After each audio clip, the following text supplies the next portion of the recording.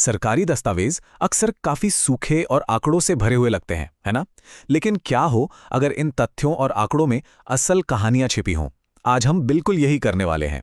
हम मुरादाबाद मंडल पर एक आधिकारिक सरकारी रिपोर्ट के पन्ने पलटेंगे और देखेंगे कि इन नंबर्स में कौन सी कहानियां छिपी हैं। मतलब डेटा और किसी जगह की विरासत के बीच आखिर क्या रिश्ता होता है, ये समझने की कोशिश करेंगे। चलिए इस पड़ताल की शुरुआत करते हैं खुद इसी दस्तावेज यानी गजेटियर में दिए गए एक मैसेज से। ये शब्द हैं उत्तर प्रदेश के मुख्यमंत्री योगी आदित्यनाथ के, और उनके ये शब्द इस रिपोर्ट की अहमियत को एकदम साफ कर देते हैं। ये सिर्फ एक डॉक्यूमेंट नहीं है, बल्कि कह सकते हैं कि इतिहास और आज को जोड़ने वाला एक पुल है।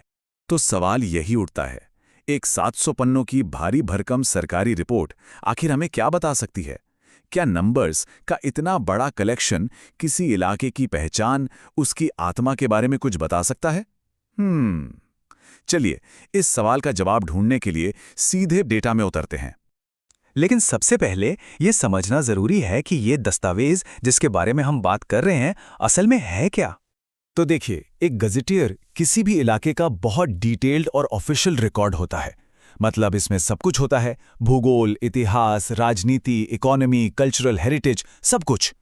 और एक दिलचस्प बात यह है कि 1980 में जब मुरादाबाद मंडल बना था, उसके बाद से ये जो 2023 का एडिशन है ना, ये इस पूरे मंडल का पहला कंसोलिडेटेड गजेटियर है। तो चलिए अब नंबर्स देखते हैं। इस पूरे रीजन की एक बड़ी तस्वीर, एक वाइड एंगल व्यू लेते हैं कुछ जबरदस्त आंकड़ों के साथ। सबसे पहले तो यहाँ की आबादी देखिए।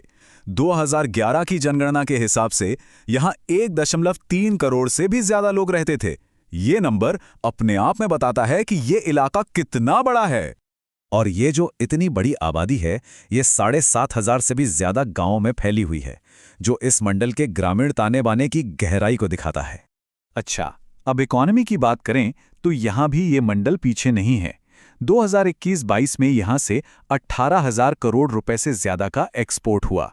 ये इसकी इंडस्ट्रियल पावर का सबूत है। अब ये टेबल देखिए, यहाँ कुछ बहुत इंटरेस्टिंग है। आंकड़ों में कितनी डाइवर्सिटी है वो साफ दिखता है। जैसे रामपुर की लिटरेसी रेट को देखिए, मंडल के दूसरे जिलों के मुकाबले थोड़ी कम है।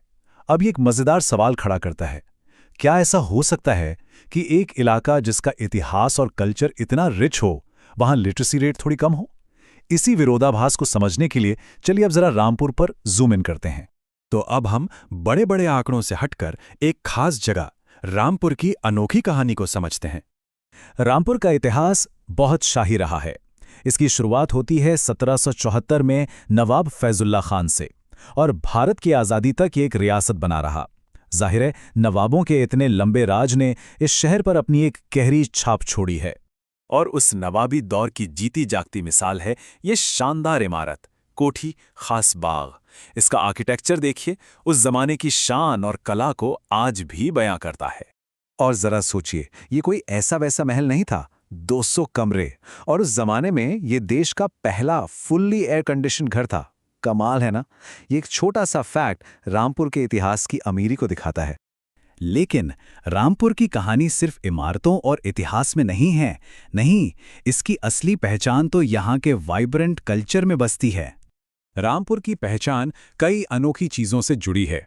मशहूर रामपुरी चाकू, कौन नहीं जानता? फिर क्लासिकल म्यूजिक का रामपुर सहसवान घराना, यहाँ का मुगलई खाना तो लाजवाब है ही। और एक फैक्ट तो बहुत ही शानदार है, नवाबों के शौक इतने अलग थे कि उन्होंने शिकार के लिए कुत्तों की एक पूरी नई नस्ल ही बना दी, रामपुर ग्रे हाउंड। अब देखिए, किसी भी जगह की कहानी वहां के लोगों के बिना तो अधूरी ही है। तो चलिए कुछ ऐसी ही अहम शख्सियतों को जानते हैं जिन्होंने रामपुर को बनाया।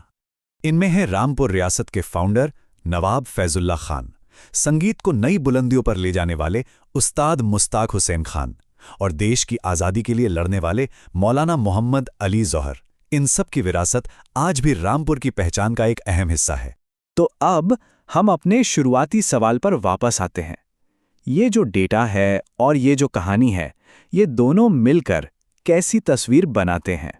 तो देखिए, सारी बात यहीं आकर साफ हो जाती है।